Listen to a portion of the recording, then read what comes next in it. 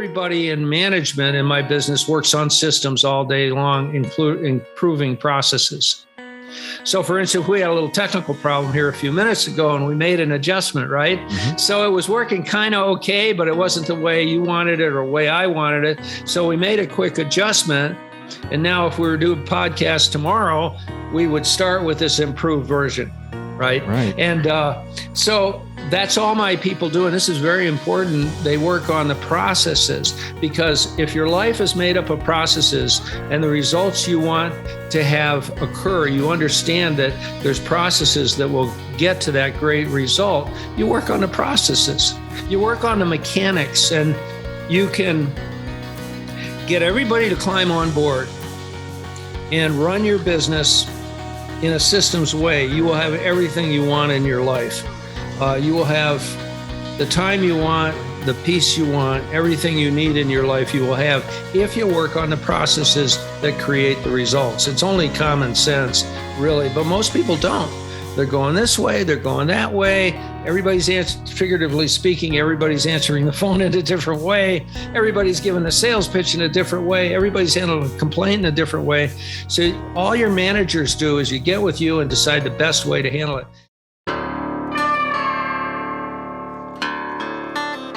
This is the Tom Rowland Podcast.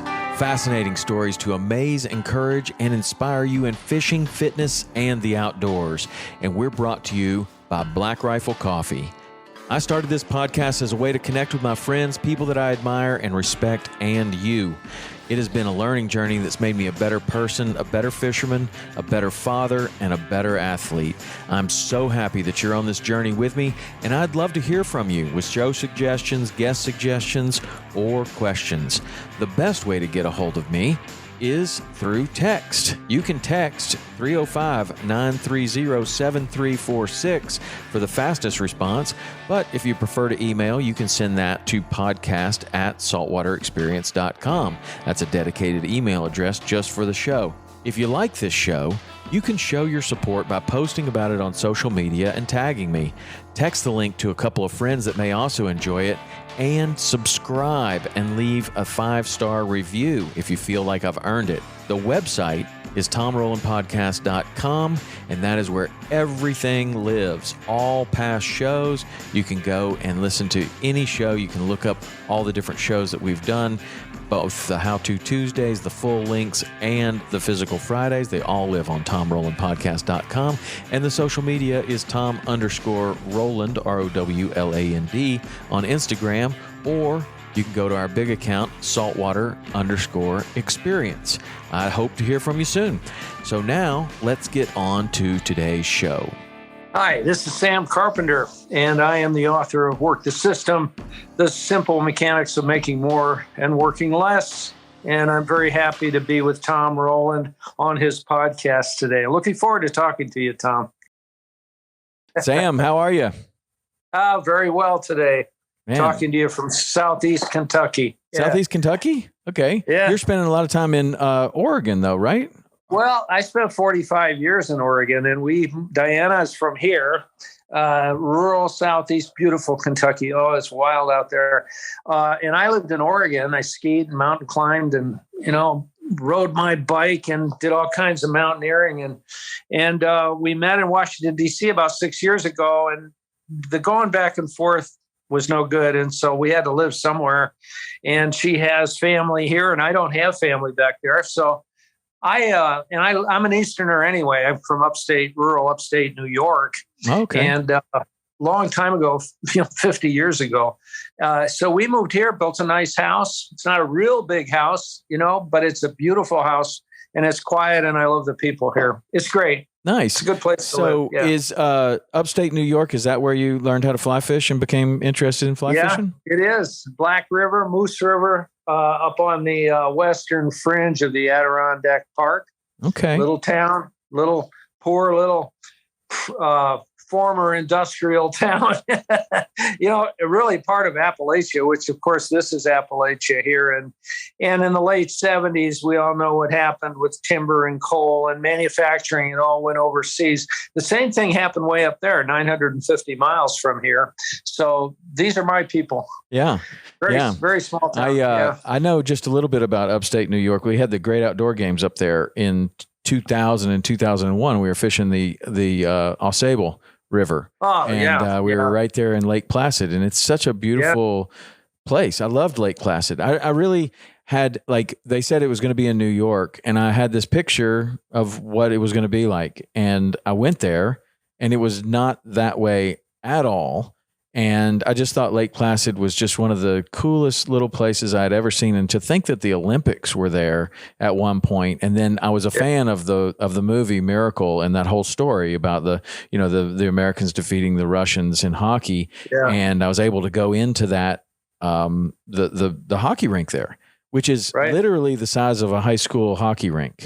And to imagine that was going on. 8 rows of chairs. I know. Yeah. And to imagine that was going on in that deal, that must have been one of the greatest sporting events you could have ever gone to. Of course. It would just be like seeing like the Rolling Stones in a small little amphitheater, it was just, how great would that be? Yeah. So much power and emotion, and you're just right on top of the hockey rink. And I just sat in there and was like, wow, I can't believe that happened right here in this little tiny place. But anyway, I loved upstate New York, and it was pretty cool. I need to go back and do it again. I've spent a lot of time in Lake Placid. In fact, I'm what they call a 46er. Are you familiar with that? No, I don't know what that is. Well, there's 46 peaks that exceed 4,000 feet. And to a Westerner, it doesn't sound like much, but it really is. The Western peaks may go to 12,000, but you start at 7 or 6. Uh-huh. So there's 46 that exceed 4,000 feet. And a lot of them are 3,000 vertical foot hike. And you and I have gone back and forth. I love climbing. I love mountaineering and climbing, mostly mountaineering. So I've climbed all 46 of them. Wow. And so there's thousands and thousands who have done it now. I wasn't one of the first ones by any means. But when I was 46, I decided to climb them all. Okay. And I did. That's very cool. That's very cool. Well, that's a nice segue into the reason that I'm having you on the show. And obviously, when you were 46, you had created businesses and structured your life in a way that you could have a lot of time to be able to go and climb 46 peaks, right? Well, I'll tell you, I hadn't really put it together yet. Oh, really? I just took the time. Yeah, I was headed in that direction, but I didn't know how or why. I was doing the things I needed to do that I talk about in the book, but I didn't really have my insight until 1999, and that was 1995. Okay. I think. Okay.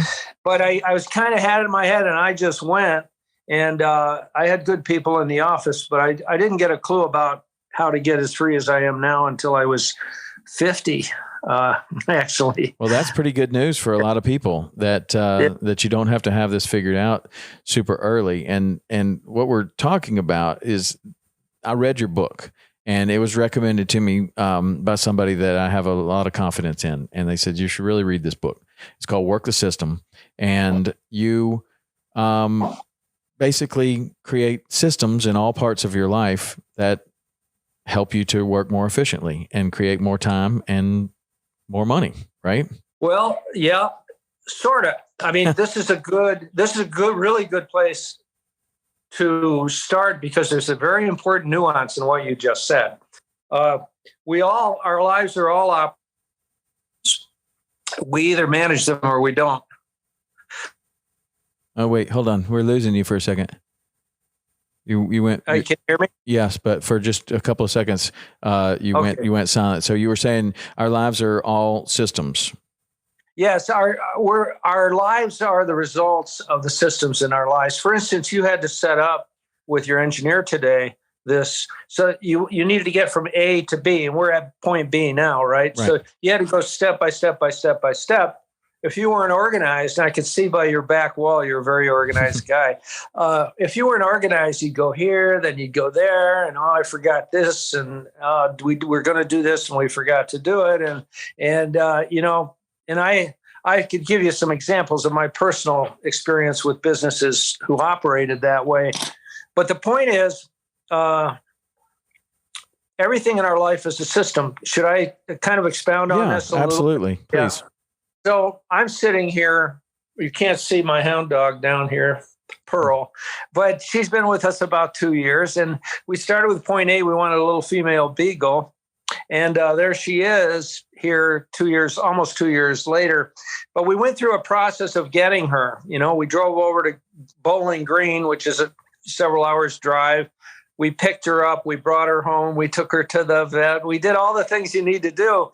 A million steps between that point and where we are here. Well, there she is. She's just a beautiful little girl, and she's got a brother. So that's a system. What you did in setting up today was a system. Diana, my wife, telling me you have 7 minutes, you better change your shirt. That was a process too. I walked in the closet, put the shirt on.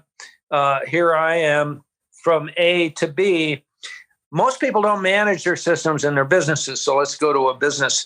If you've got, let's say, a dozen people and you haven't documented your processes, everybody's going to do the process a little bit different, probably. You would explain to them how to do it, but over time, Mary does it this way, Jonathan does it that way, recurring tasks. So what you need to do is get these tasks to be 100% efficient and 100% of your people performing those tasks every single time. These are called, of course, this, Tom, working procedures, but you need a strategic objective so you know where you're going, and it has to be written down, boring but true. And you need some operating principles, general operating principles. We have 30 of them. There will be no rat's nests, figuratively or literally. That's one of them. And then there's 29 others, basically what a person believes. And then you have the working procedures, which are the systems in your business. How do you want to answer the phone? You got 4 people in your office answering the phone.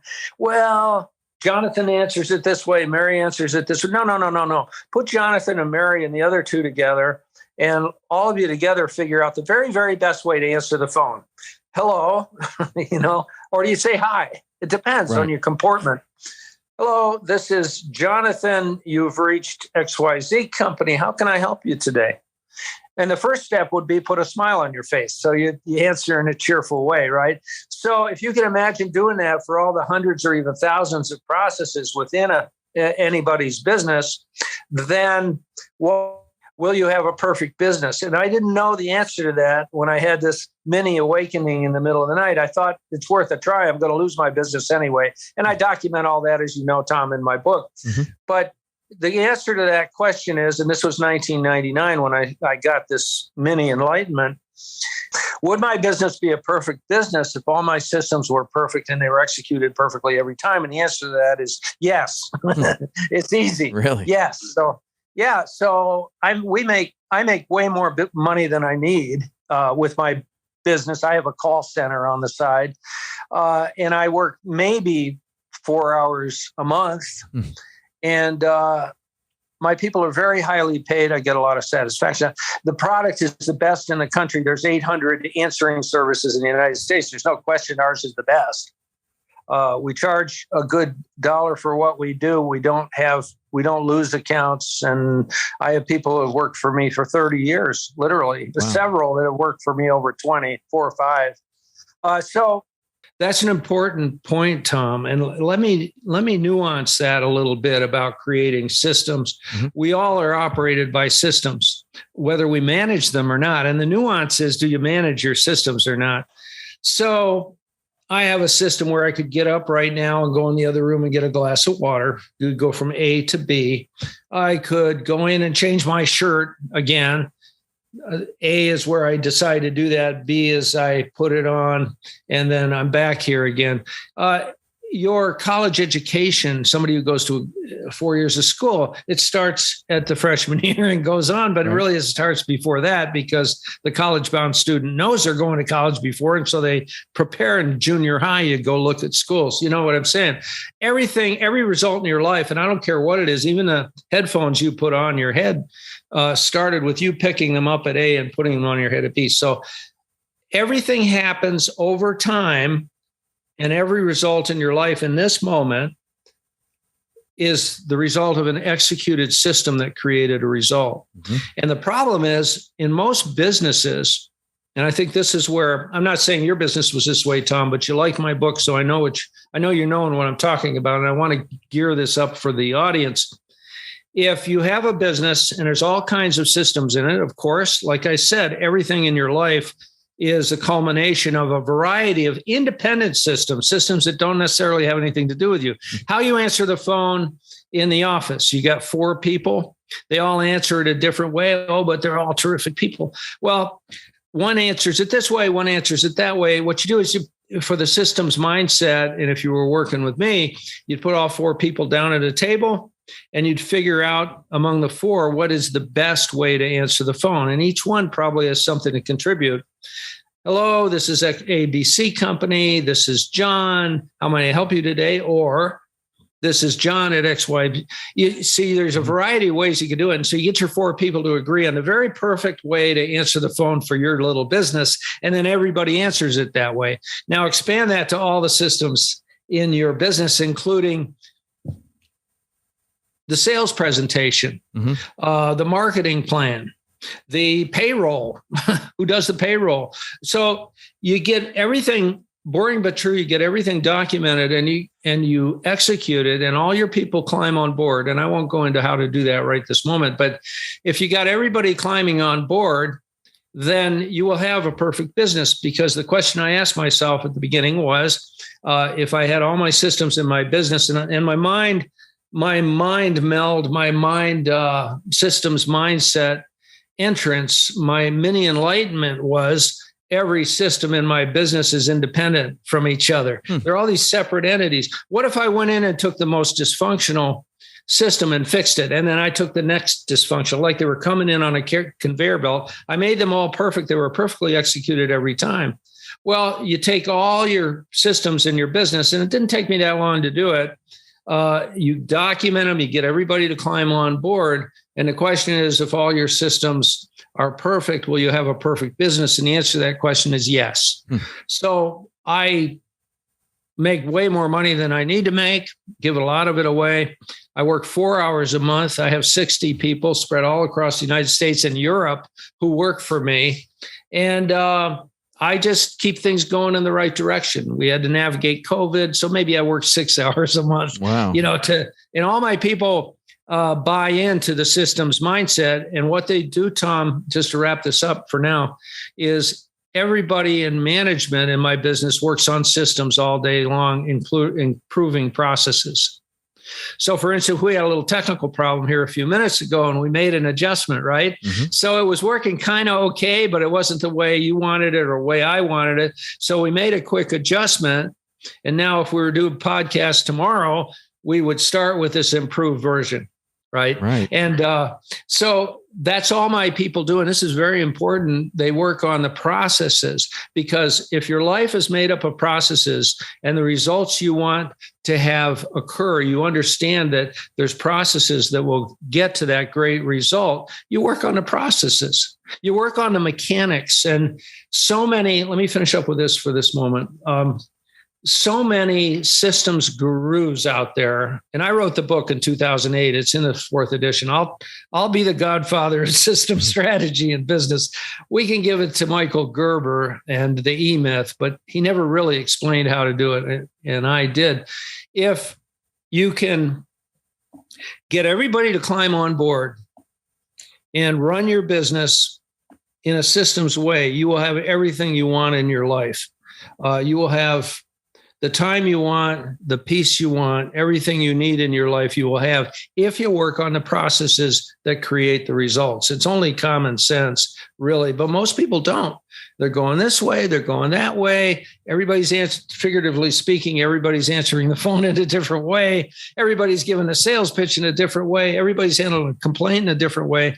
So all your managers do is you get with you and decide the best way to handle it. A key here is that these working procedures, and that's what I'm talking about, and they are documented, they can be changed in the snap of a finger if you can improve it, just the way we improved our little technical problem here a minute ago. So working procedures are flexible, but you work on your systems all day long. And then you go fishing. and have some fun, right? Well, that's the idea, is that, you can become more and more and more efficient in what you're doing, which would lead to more and more time. One of the things that I've noticed as I start to implement this into the business, and we have a lot of different types of business. We got a charter service, we've got Waypoint TV, we've got SE Multimedia, which it produces TV shows, and there's sales and all kinds of things that go along with this, all the way down to what we're doing right now. This is a podcast, and we have procedures and different things that we're doing as you see right now. So all of those different systems are important, right? But what I've noticed is that when you're talking to the employees about these things, there's really an empowering sense to the employee that, okay, like for example, Jake, he inherited this job and the book that goes with it from Connor that was here before. Well, Connor did a great job, but the way Connor did it may not be the best way. And so Jake and I have gone through these systems and the way that we're doing these, and empowering Jake to say, if there's a step in here that is not necessary, let's talk about it and become more and more efficient about this, so that it takes you less and less time to do what we're doing, and it's better and better, right? So that has been really good for my businesses, is to empower the employees. You're working the system. Trying to. And the key to empowering the employees, and a lot of people make this mistake. They read my book and they said, I'm going to do all these systems. And then the owner of the company does all these working procedures. First, you do this. Second, there's some paperwork there. Yes. The way to take the load off the owner or the owner/CEO's shoulders is to empower their people, insist that their people write up the written procedures. If you don't have them written down, they're going to be what I call organic processes. They're kind of going to flow depending on somebody's mood or who's doing it. You get the people to create the written procedures under your tutelage, and then they're bought into it. Mm-hmm. And I could give you some examples of how great that works. But I've had my guy who handles our consulting, Josh, my partner, Josh Fonger, and I have run across a lot of business owners who insist on doing it themselves because it will be done the very best way. Mm-hmm. But then the employees don't look at the procedures and they never get used. We had a guy in California who had a whole shelf. We finally visited him, whole shelf full of 3-ring binders full of procedures, and they had been sitting there for 3 years and nobody had ever looked at them because he spent 2 years writing them up. Oh man, you got to have your people do it. So let's talk about that. So let's say that you spend the time to read your book. You say, okay, I'm having this epiphany like you did, and I'm going to go through each one of these systems in my business, and I'm going to write all this stuff up. And you spend all that time. Now, how do you get the employees on board? How do you? Well, let's talk about Jake. Mm-hmm. So Jake has a better way of. First of all, you have him write up the protocol for doing a podcast, for example. Mm-hmm. There might be 20 steps, right? You got to have the right microphone. This has got to be charged. You got the Ethernet cable over here, whatever it is, where's your headset and is it charged or however your headset operates. So have him, you could write it up. Actually, you could write it up because you know it better than him. Cause let's say he's a new guy. So they give it to Jake and say, Jake, and this, I love this term, punch holes in it, make it better. So Jake spends his time saying, we don't need to do this. There's no reason for that. This is good. In fact, let's enhance this. Pretty soon it might be 24 or 16 steps, or it might be 50 by the time he does it, depending on his style. But that's Jake's now, see? Mm-hmm. And then when somebody else comes in, he can hand that to them and they just follow the procedure. And honestly, that does work because you write up your procedures. Number 1, do this. Number 2, do this. Because remember, everything happens over time. You want to get from A to B, and every result in our life is a result of steps executing over time. So it's easy to write them up. Number 1, number 2, number 3. And people say, well, we need special software. Well, we have special software, but the truth is you could write this up on Word or use Excel and get the steps down. For instance, our step to answer the phone at my headquarters in Bend, Oregon, 7 steps. How do you answer the phone? Put a smile on your face, number 2, number 3, number 4. And then anybody who sees a way to improve it, or maybe times change and something isn't the way it should be anymore, it should be this new way of doing things, then everybody's at liberty to recommend an improvement. And that improvement goes to the manager with an argument for changing it, and then you change it. People don't walk around the office reading what to do next. Number step 13. In a technical thing they do if they're new, but nobody walks around reading working procedures. The fact that they're on a hard drive somewhere, or maybe even on paper, on a wall somewhere in the equipment room, maybe for some special outage situation, but they're always kept up to date and they're always there, and everybody operates in their head like that.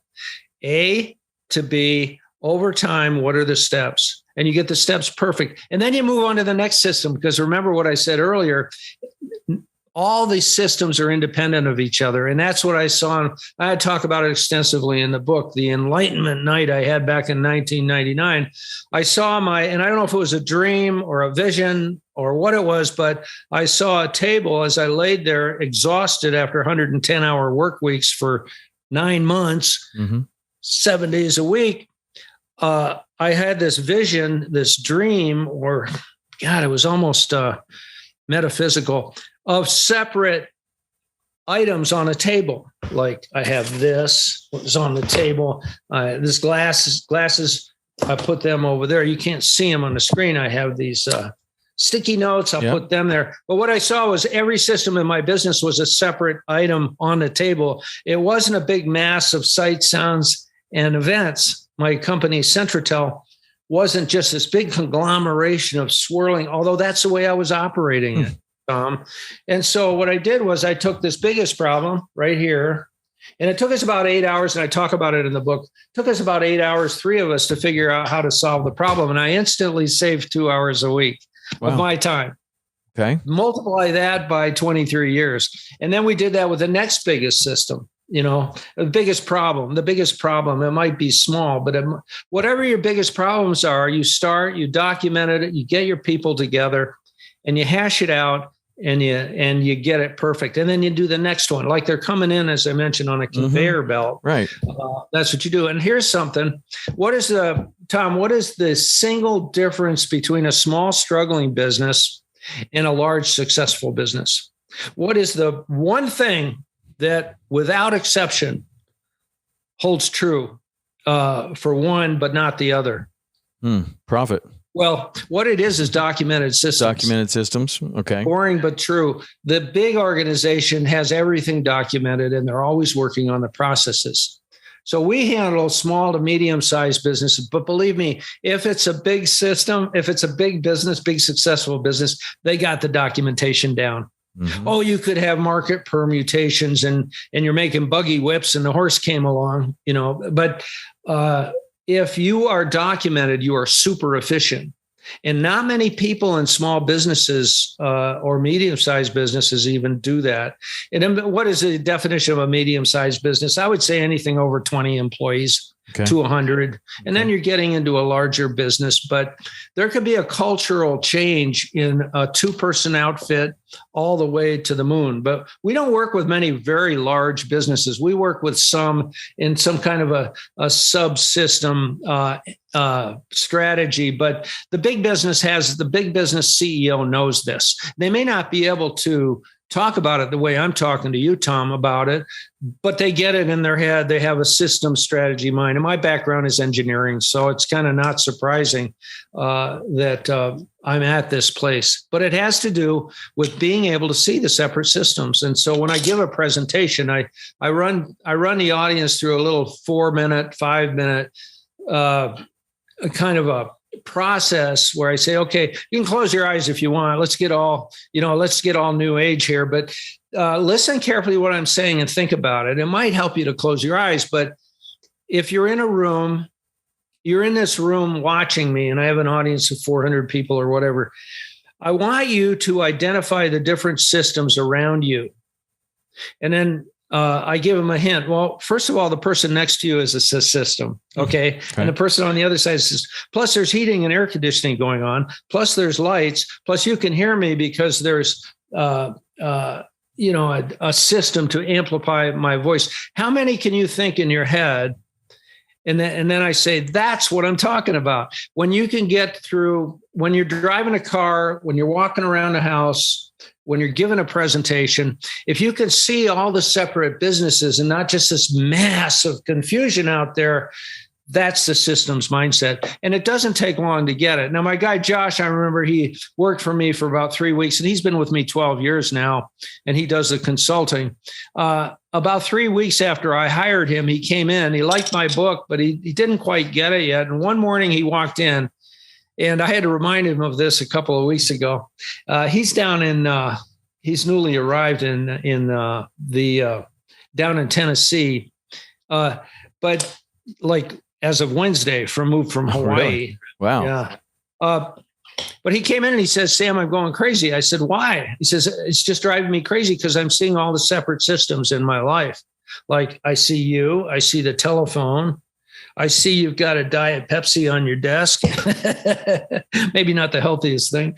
But he said, I'm standing in this room and I'm going out of my mind because I never saw the world this way before. And I said, you're seeing the world what I call one layer deeper, Josh. This is the way the world operates. And you can forget all the new agey stuff and even forget your religion and your politics and all that. The way the world mechanically operates is you, Josh, right now, at 29 years of age back then, are a summation of all the processes that are in your life, including standing here in front of me, telling me about your problem. And you've been thinking about it since when? He says, oh, kind of last night. I said, okay, so last night you started this process of trying to understand the problem. And here we are. And I'm telling you, it's not a problem. You have just realized the systems mindset. And he said, well, that sounds really good, but how long am I going to act crazy, like feel crazy about this? I said, I don't know, a couple of weeks, a couple of days. It just depends. Me, it was instant. And I was never confused because I realized intuitively, common sense, that everything at Centratel, let's take my business, everything at Centratel was the culmination of different processes that weren't managed. And no wonder I was going to miss the next payroll. No wonder I couldn't keep people. I had 12 people at the time. And we in the previous year of this episode I had in my head, we went through 60 people, 12 people total in the business. There was nobody at the end of the year there that was there at the beginning of the year. Mm-hmm. That's how crazy it was because I had no control over the processes. This would go to miss a payroll, bounce payroll checks, forget to make a deposit. And it was just a nightmare of systems that weren't managed. And so one night, just before I was going to lose the business, this came to me what the problem was. And I had to make this next payroll. It was a payroll I didn't think I could make, but I was so enthusiastic. I talk about it in the book. And we were able to make that payroll and move on. And that was 1999. And here I am now. Well, it didn't take long to get things fixed. And my life has been very good. I've been in politics. I've been doing other things. We've got a little property management company going. I'm an author. I'm in my 4th book and all this stuff. Yeah. So life has been good because I've got a grip on the handles. I like to say, this is kind of a cool analogy, I think. So you can mow the lawn. Okay. Or you can run a a rototiller. You mow the lawn, it's kind of going along and everything's smooth. And in fact, you hire somebody to mow your lawn, right? Mm-hmm. Or you can run a rototiller and you know how those are. Right. It's all over the place. And so your business is all over the place. You want it to run smoothly with the hired guy running your riding lawnmower, and the oil has been changed, and you've got workers' comp on the guy and all this stuff. So you get control of the different systems, and you can only do that if you pay attention to the system. And first you have to see them. And that's the first part of my 3-part book is how do I get the systems mindset? And by the way, let me add that obviously you can buy the book on Amazon and it's in Kindle. and it's in Audible, and it's hardcover, nice hard copy, and the fourth edition just came out last year. But the website is workthesystem.com, and I encourage your viewers to go to workthesystem.com and get on my mailing list, because this is what I talk about. On the mailing list every week, you send out. Every Thursday there's a video. Okay. And anybody who signs up starts with number 1. In this new effort I'm doing, I think we're up to number 15. But if anybody goes there and signs up, they will get that first welcome video, and then they'll get 1, 2, 3, and they're all very carefully put together. And these first 15 summarize what's in the preface and in the introduction of the book to give a good idea of what the systems mindset is, which is what I'm trying to do with you right now. Right. In this limited time. Yeah, and they're all 2-3 minutes long. They're not big, long half hour. I'll definitely do that, because I'm interested in learning even more. And one of the things that I'm interested in is your own personal experience with this, because say at Centratel, which is your call center, you have this epiphany, you go in and you take the biggest system and make some changes, and it works, and you get excited about it. And then you do that throughout the entire business until the business is running like a top, right? It's just running perfect, which gives you some time to think about other things that you might want to do in your life, like share this with other people, right? So how can you share this with more people than writing a book?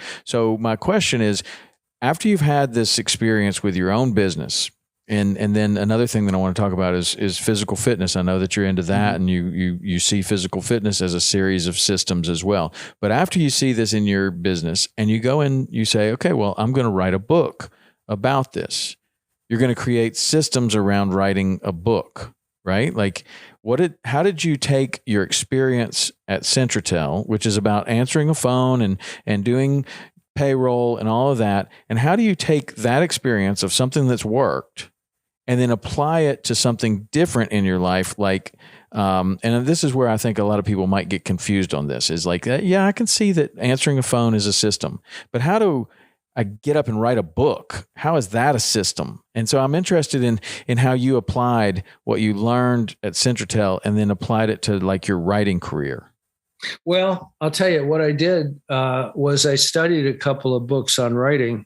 Stephen King's book On Writing, I think is what it's called. Yeah, that's a great book.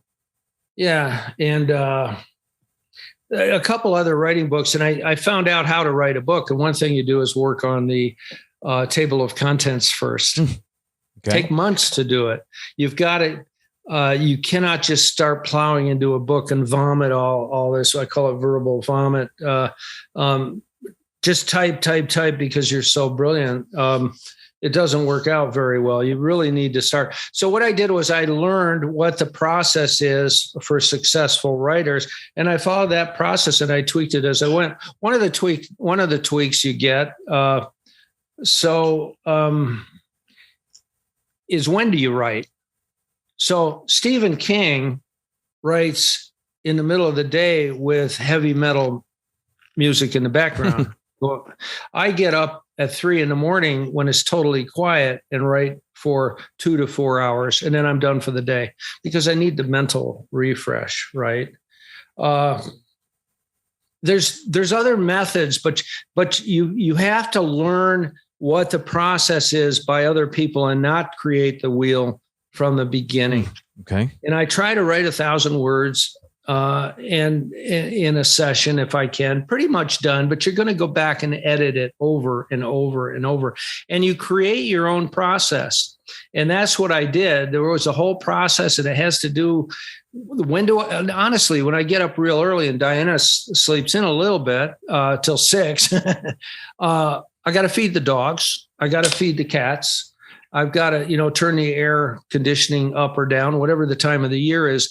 And you get a routine. I didn't write this down. You don't need to always write these things down in your personal life. But I've got to, if you have a system, you get really efficient. And the whole thing of dogmatic, the term dogmatic appears. You want to dogmatically do it at the same time, every day, in the same way. And try not to get interrupted. And what I love about getting up at 3 a.m. is that nobody's interrupting me.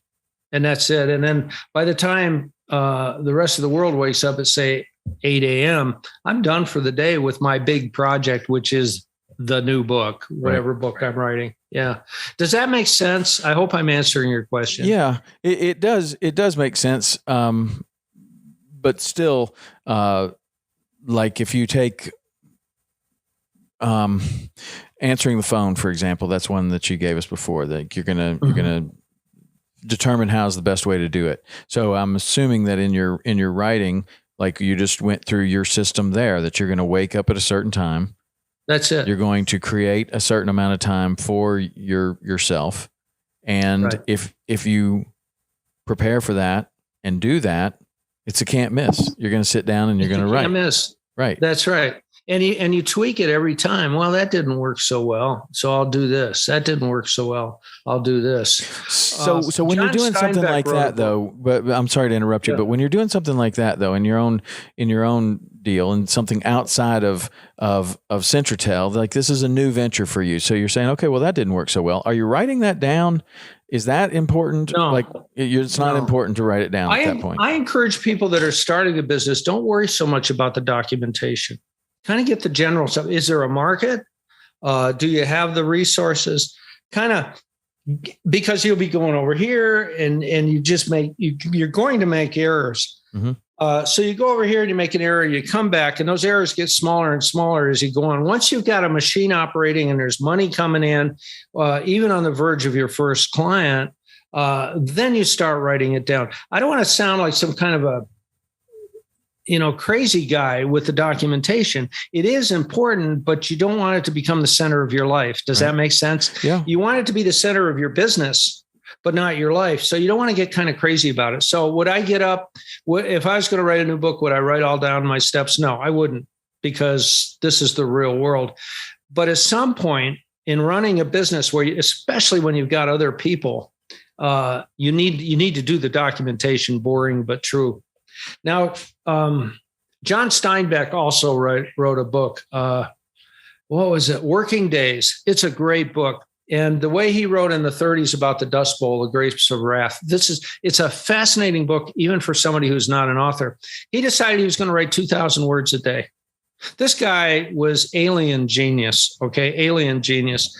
And he was in Carmel, California, and he had 100 days to write it for some deal with his publisher. And it's a long book. I think it's 140,000 words, that's a pretty long book. And he did it, and he got up every day, and he's going to write 2,000 words no matter what. And he had a process for doing it. Now, John Steinbeck, if you get the book, the hardcover, if you can find it used, or get the soft cover, there's a page in there with a photo of one of his pages. And they weren't 8.5 by 11, they were like 8.5 by 14 or 16, even real long. And it was the author of this book and took his notes and put them all together, because what John Steinbeck did was take notes as he wrote the book, anticipating, documenting what he did and how he did it, not really knowing what he was going to do. Well, it was turned into a book after he died. There's a page in there, and he wrote longhand. This is the 30s, 1930s. Longhand, line after line after line after line on this single page, beautiful handwriting. And there was one word scratched out. This is not where you have word processor and you can go back and fix things, because I guess I'm pretty sloppy because I make a lot of changes. John Steinbeck wrote that book. He did 2,000 words a day. I think he probably reread it once or twice, and he changed a preposition or something once in a while. But that whole page had one change on it. Wow. That's what I say, alien intelligence, writing a book. The way most people write, the way I write is I write a draft and then I go through it over and over and over again. And it's got to meld with the rest of the book, and it's got to be in the right sequence. Sequence is everything too. And that's why you have to start with a table of contents. That's so important. But we're right back to the documentation here, Tom. And you do have to do the documentation on something as complex as writing a book every single time. You have to come up with, in my opinion, a table of contents first. Now, some fiction writers, J.K. Rowling, I guess, will just flow through and see where it goes. And I think Stephen King is that way too. But that's my process, and I write nonfiction. And so that's the way I have to do it to have it make sense. If you get too far in your book and you've missed a major point that should have been talked about in the introduction, for example, it gets messy trying to fix that. You really need to take, I'd say, a month or two to put your table of contents together and then start. What Abraham Lincoln said, if I had 8 hours to chop down a tree, I'd spend 6 hours sharpening my saw. Right. So that element of being patient and dogmatic and not getting in a rush is very important, because we're all in a rush, aren't we? Because of these things. Yeah, for sure. And TV and media, it's like our attention spans are really bad. Another thing I do in writing a book and in my daily life is I read a lot, Tom. I try to go through 1 to 2 hardcovers. I'm deep into my Louis Lamour collection right now, but I read a political book a couple of weeks ago, and The Bodies of Others. It's a new book by Naomi Wolf, and I read all kinds of stuff, and it keeps my mind and my attention span longer, even though I've lost my way here a couple of times in this interview, because my mind does tend to. I wrote in the front of the book, I wrote the book as a handbook for my Centratel call center because I'm flaky. I tend to be flaky. So I wrote this book, discovered this methodology, got my head straightened around so I could go in one direction for more than, I like to say most people, and the way I had the attention span of a gnat. GNAT, right? Yeah. And so I like to think, and what reading does, it lengthens your attention span, and that's very necessary to kind of do the work I'm talking about. There's a book out there called The Glass Cage, Nicholas Carr, C-A-R-R. These are 2 great books, Tom.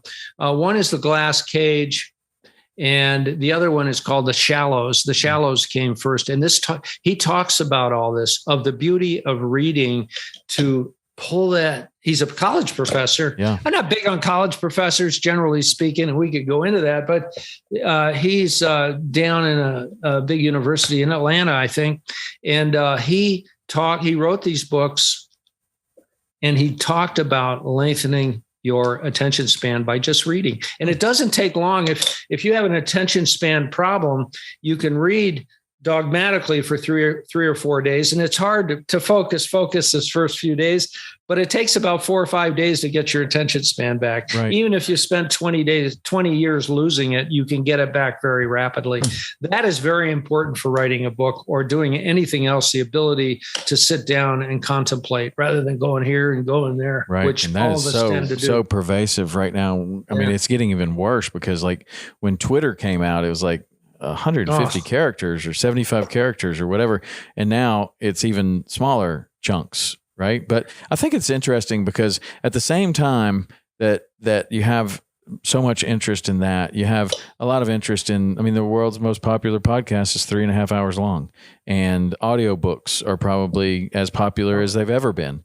And a lot of that has to do with the convenience of having your phone right there, and you can listen to an audiobook very easily, and you can listen to it in the car and everything. But it seems like as people get more interested in the tiny little bites of information, they also get more interested in the long form.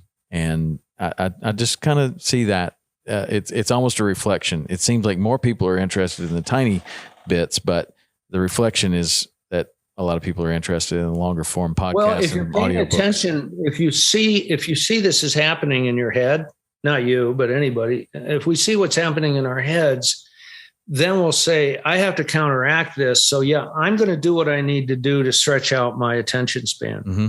And I'm saying reading a book is one of the easiest pathways to doing that. Yeah. Plus it's fun and you learn new stuff, right? A lot of new stuff. I do it as therapy almost. Yeah.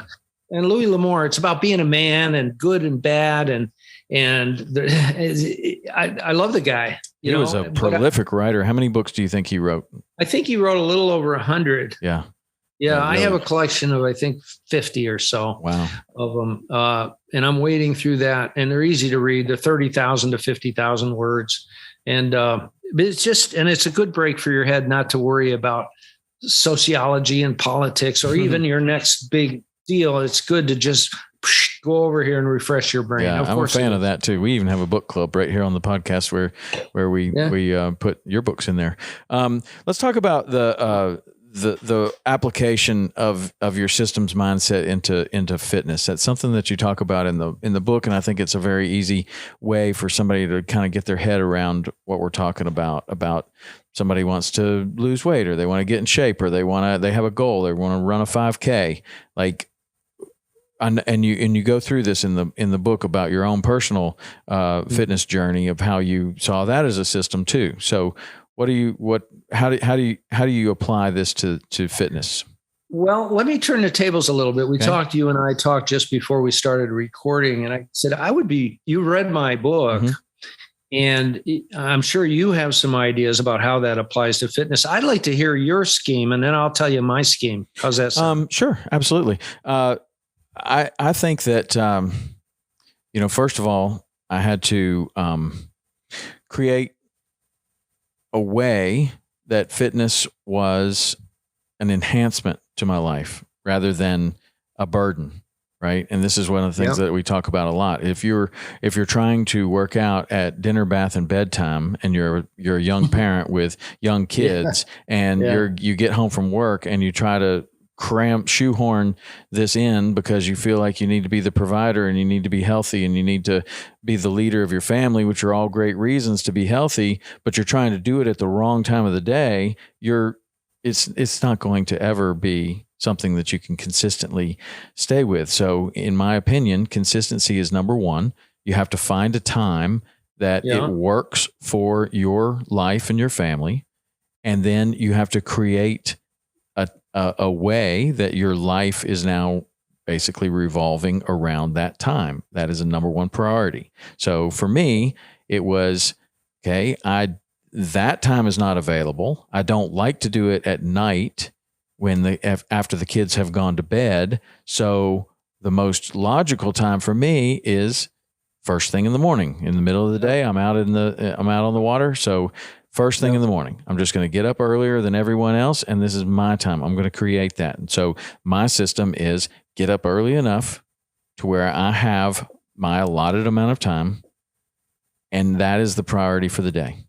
I'm going to win the day right there by getting up and working out at that time. Now, the system comes into play of the night before. It starts the night before, right? I'm going to lay my clothes out.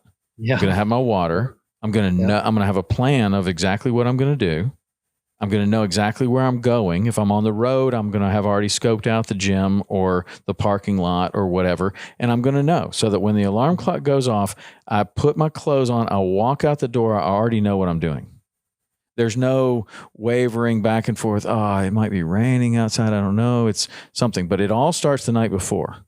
Right. Yeah. And so when it actually comes to the time that the alarm clock goes off, it's a can't miss, just like you're talking about in your book, that you've set this system up to where you've already mentally prepared, you've physically prepared, you're prepared with the workout, you're prepared with everything, and you have prepared by setting the alarm early enough so that you've allotted yourself enough time to where you're not going to miss, the doc call or your first appointment or whatever it is that you're supposed to do. And so it all kind of is reverse engineered to, I need to wake up at this time and I need to have all of this stuff prepared and ready to go the night before. And that's it. That's a system.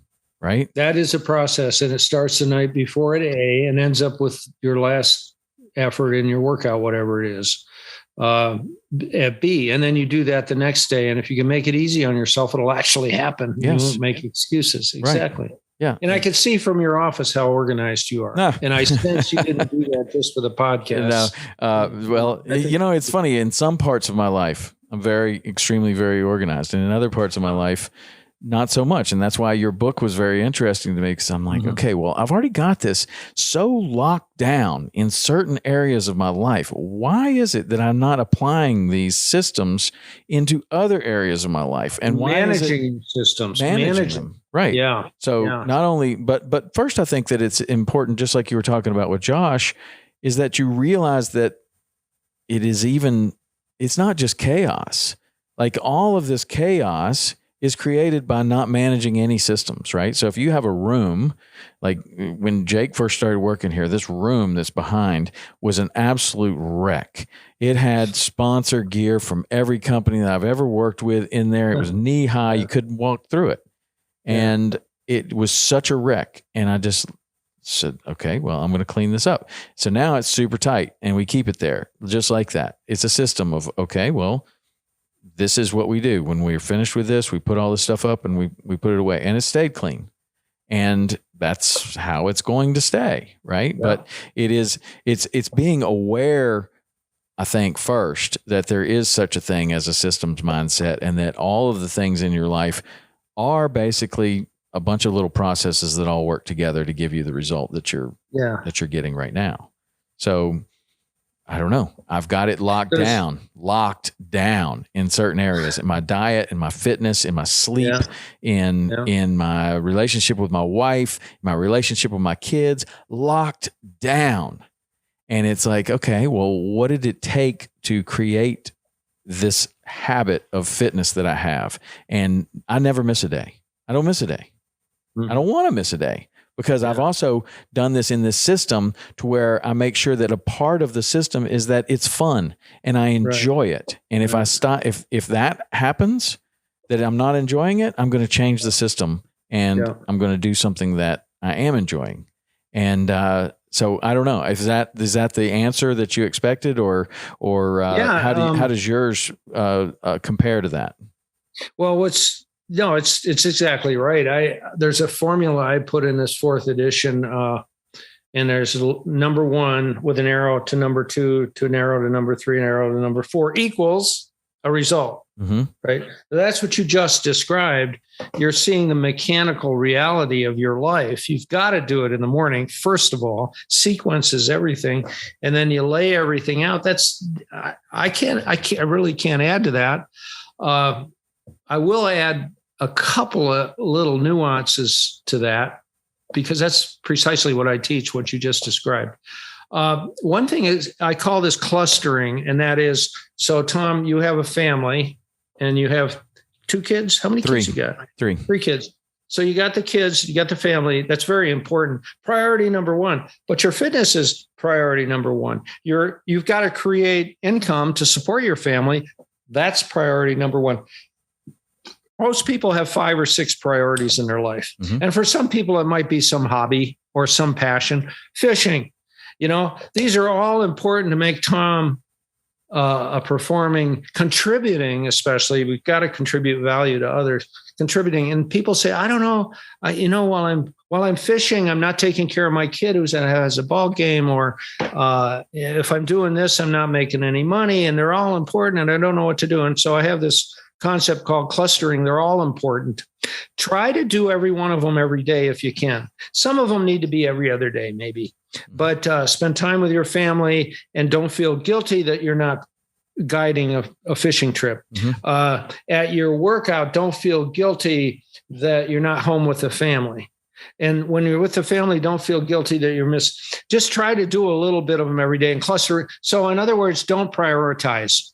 I mean, you have your 6 important things, just hit every one of them every day if you can, and stop feeling guilty about doing number 1 when you think you should be doing number 4, because when you go do number 4, you're going to be guilty you didn't do number 1. Right. So stop feeling guilty.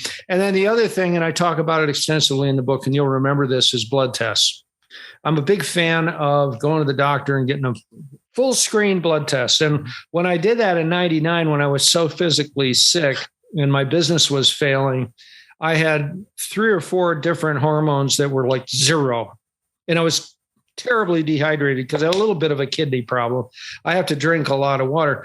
He says, well, you're terribly, and my doctor, and I talk about it in the book, my doctor says, you don't need to have blood tests. You just need to take this antidepressant. I went through about 6 antidepressants, and then he had me on freaking Adderall. And finally, I went into him. I said, give me the blood tests. And he said, no, you don't need blood tests. I'm going to just have to get another doctor, Steve. This is an old friend of mine. come on, just get it. I'm not asking you for drugs. Just, all right. And so about a week later, he called me personally. His nurse didn't call me. He called me, you got to get down to the office right now. And I got down there and he said, I don't know how you walked across the waiting room to get back here and talk to me, but you're all messed up, man. This is bad. This is bad. And there were really kind of serious problems. And through a combination of over-the-counter and prescription supplements, it took 2 years to get my body straightened out. But if your chemistry, because we are chemicals, aren't we? Yeah. That's what we are. Even our bones are chemicals. And I did ask him that question, aren't we made up of chemicals? And he said, yeah, well, why don't you test my chemicals? So it took me 2 years. And until I kind of got my body straightened around, my head never got where I needed it to get to. And I had blood tests done last week. Everything was perfect. My cholesterol is at the high range, but I'm not over. Everything is perfect. And boy, if you take the full screen blood tests, there's like hundreds of them that you can do.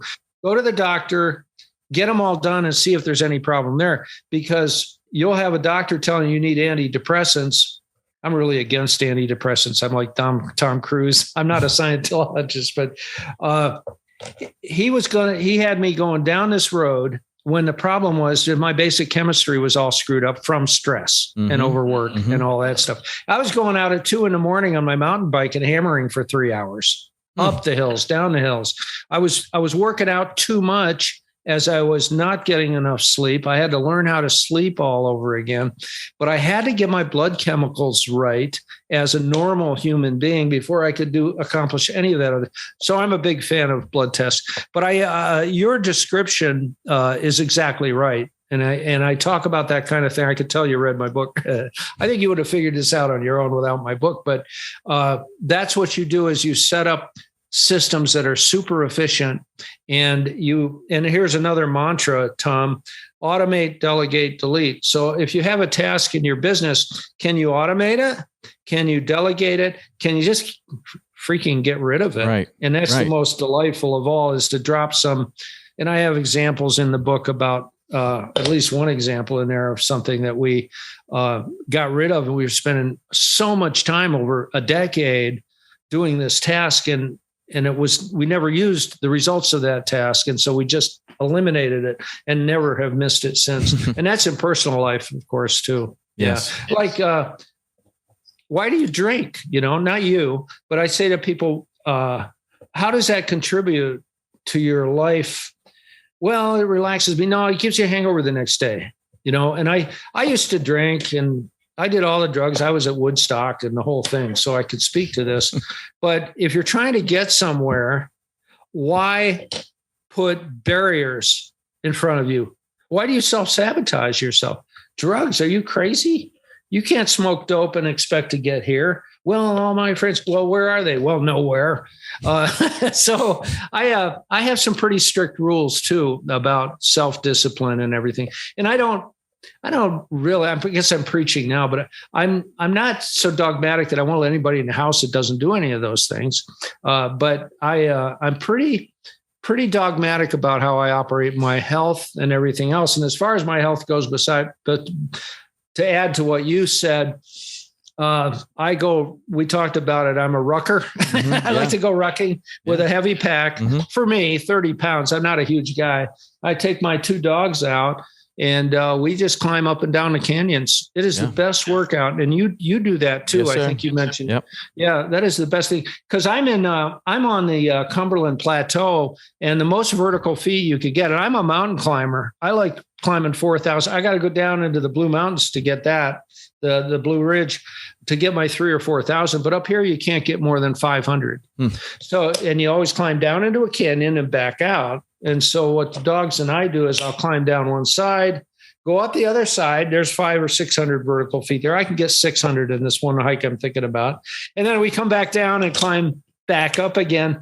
And it's, 1,100, 1,200 vertical feet with a heavy pack. And it's a really good workout. Yeah. Now, I'm older than you, and I need at least one rest day, preferably 2 if I have a really, really long, a 10-mile hike with my pack and the dogs are going and up and down over logs and everything.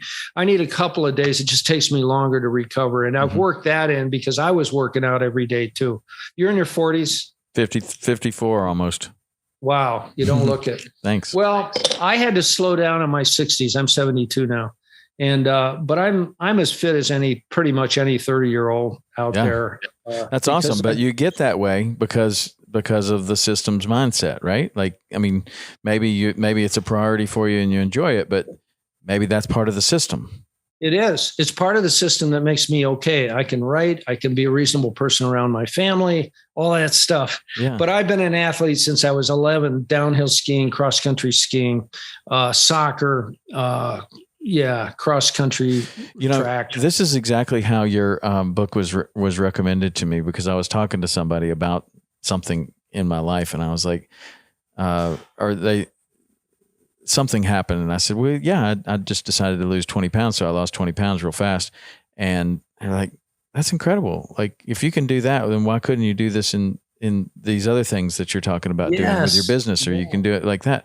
I'm like, well, I don't know. I've been an athlete all my life, so I don't know why. And they said, you should really read this book about Work the System, because what you did is you just followed a process that you've been following it's an unconscious process for whatever reason, that you know how to do this. So you set a goal, you developed a plan, you followed the plan, and 20 pounds down.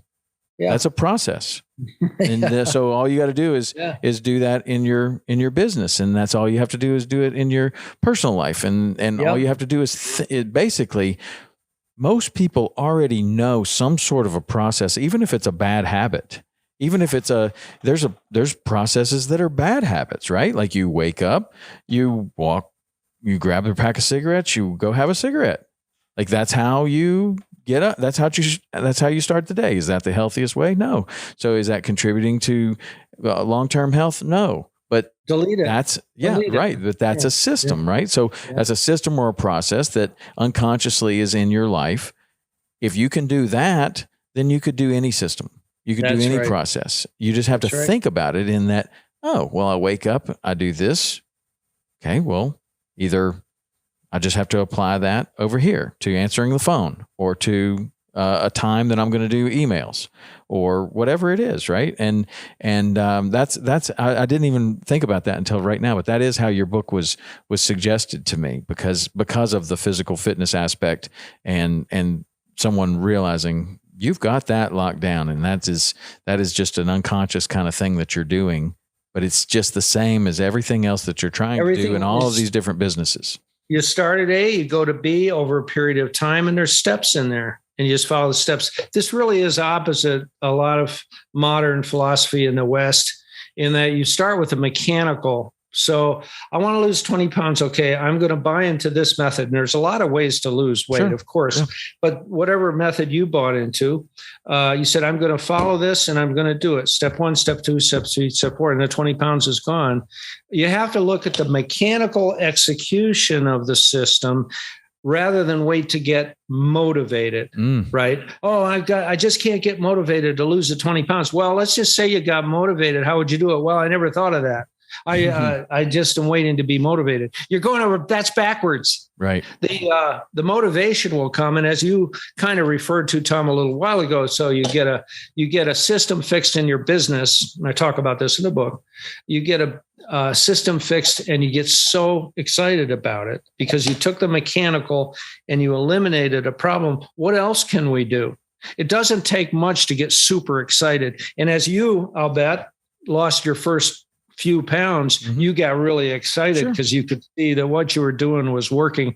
And it's the same in a business or in a family. You get a clue that watching the mechanical part of it and leaving your emotions aside, just follow through with the mechanical everyday stuff. And then the great emotions follow. I mean, what's not to like about having more money than you need and more time than you know what to do with? I mean, that's my life now. And it was never that way. It was always paycheck to paycheck, and I single parent of 2 kids and it was a mess. And, so it doesn't guarantee happiness when I tell people, well, will I be happy if I get a life like yours? Well, I'm not happy every minute. There's things I could talk about with you that, don't make me, it's not to do with my marriage or anything, but things out there. But I'll tell you, having enough money, or more than enough money, and having all the time you need goes a long ways to reaching happiness. Sure. And what I think is very inspiring about you is that happened fairly late in your life, around 49 or 50, as you were 50, saying, right? So, I mean, for people that are 30 and they're feeling like, man, I just haven't done it yet. Well, you still That's crazy. Right. And there's so many opportunities out there. There's so many goofy little businesses. Answering service. I run an answering service. I mean, there's so many businesses out there that are poorly run. You could walk into a poorly run business, take over their lease. They just walk away and then fix it using a system strategy. I mean, if I wanted to, if I had the time, I mean, I have opportunities come by every day and I just push them away because you can only be in one place at one time, and I don't need any more money. Mm-hmm. I don't need to have the satisfaction anymore. I get it every day. And, but there's so many, my point is there's so many opportunities for somebody out there. And if they're climbing the corporate ladder, that's a tough one, because there's so much politics and all that. I really encourage people to try to start their own business where you have control. That rototiller, you got your hands on it.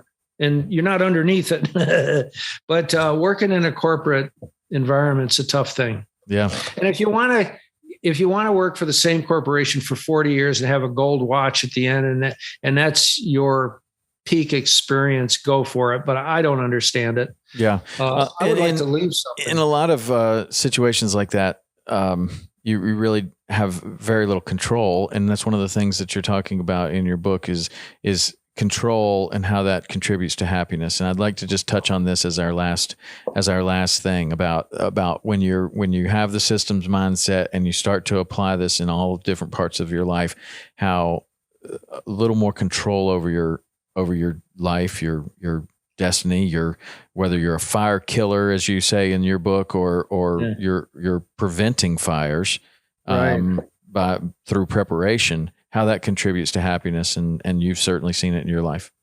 Well, yeah, and there's over 20 chapters in the book, and the first chapter is entitled "Control is a Good Thing." Because there's this thing in our society, oh, you're a control freak. You're a control freak. No, I'm not a control freak. I am in control of my own processes and in my business. And if you want to call me a control freak, go ahead. But it's not going to go fluttering all around because my life will be a nightmare. So you take the things that you can control and you get them under control. And you can't always control the people around you. But for instance, for an employee, look, I'll give you X number of dollars if you perform in this way. Go for it. Here's the written procedure for your job description. Go for it. And I'll tell you, if you don't perform to my satisfaction, I'm going to let you go. Or maybe you'll quit. You don't take everybody's rights away, but you get yourself under control. And then you create a working environment for people you hire, for example, a working environment that will bring the best people in, and you pay them a lot of money. I pay my people a lot of money. They stay with me forever. And I give them a working environment where they can be themselves. And I don't have to manage that rototiller. Mm-hmm. You don't want to be doing this with your employees. And so you control the things you can control. And one thing you can control is the systems mindset in your own head and getting the documentation done in your business in concert with the people who work for you. But if you try to micromanage, I will not micromanage. I will not go under any of my people. And I have these rules. I have these 30 principles I talked about earlier. You control the things you can control. If you're not, and here's what I say to people, well, you're a control freak and all this. And I say, okay, what's the opposite of control? And they'll say, well, being out of control. And I said, tell me how that's a good thing. Just tell me what are the good elements of being out of control? And there's no good answer because there is no answer. But again, you don't want to get too wrapped up, and you don't want to turn into a control freak, but there's certain things you can control and certain things as a leader you are required and expected to do. And that is to provide a good working environment where people know what's going on and they don't have to read your mind, for one thing. That's why people stay with me forever. I stay out of their faces. I listen to them when they tell me. The frontline people in sales or in operations come up with the procedures, write them down to my specifications. I never look at them anymore. They do it from scratch because they all have the systems mindset. And over the years, of course, it didn't take long for the people who didn't have that kind of capacity to have that mindset went away. And now I'm surrounded by long-term management people who've been with me forever who get it because it works. It really works. They all make way more money working for me than they would anywhere else in all across. We have about 5 states we employ people. And then that would be, we don't even hire anybody in Oregon anymore because nobody can pass a drug test, and we're strict on drug tests. But we have people in Idaho, Tennessee, Kentucky, and Texas, and Romania and Italy, of all places. Wow. And I love these people. They're all super great, but it took a little while for them to show up, and we had to go through a way of having the people that weren't getting the systems mindset to go away, and they were dismissed or left on their own. But anyway, that's it. That's pretty much it. And I talk about the systems mindset, which we've talked about today, Tom, a lot in part 1 of the book. Part 2 of the book is the documentation, very specific. Yep. And the third part's kind of the fun part, but that's all odds and ends. Do it now, I call it point of sale, and perfection is imperfection. You want to be 98% correct. And there's a whole bunch of chapters in there about that. But I wrote it as a guidebook for my staff, and it turned into a book back in 2008. Yeah. Nice. Well, it's helped a lot of people, including me. And certainly wanted to share it with my audience because I know we have a lot of CEOs and business owners and all kinds of people that listen to this. And you had a really interesting little story about a fishing charter captain in your book too, which as soon as I read that, I was like, man, I got to reach out to this guy because that is a true story too. There's not a line of BS in the whole book, and I'm very proud of that. Nice. There was a little section about how I bring coffee in. We bring coffee in for everybody on Monday mornings. And I don't know how many hours I spent interviewing the person who was bringing the coffee and my CEO to get it exactly right, because there was a whole process to it. And it was just my final little thing that I wasn't sure about in the whole book, but there isn't any BS in the book at all. And that was my final. And in the 4th edition, it had changed a little bit, and I talk about it in there, but it all has to do with systems. But I invite your CEO listeners to go to workthesystem.com and get on my mailing list.